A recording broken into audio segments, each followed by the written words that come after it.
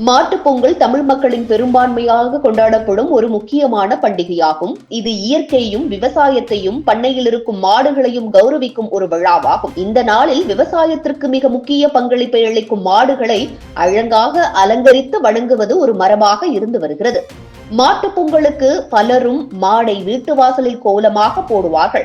அது சிலருக்கு நன்றாக அமையும், சிலருக்கு நன்றாக அமையாது. ஆனால் எல்லோரும் மிகவும் சுலபமாகவும் ஈஸியாகவும் போடும் அளவிற்கு இந்த கோலம் இருக்கிறது.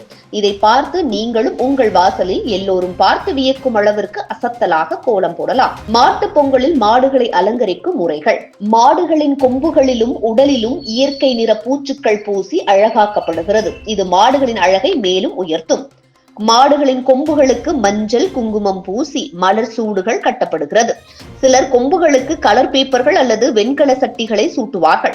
பொங்கல் பானைகள் மற்றும் மஞ்சள் வேர்கள். சிலர் மாடுகளின் கழுத்தில் சிறிய பொங்கல் பானைகளை வைப்பார்கள். மேலும் மஞ்சள் வேர்களையும் கட்டி சிறப்பளிக்கின்றனர். இந்த முறைகள் அனைத்தும் மாடுகளின் உழைப்பையும் விவசாயத்தின் முக்கியத்துவத்தையும் உணர்த்தும் வகையில் நடத்தப்படுகிறது.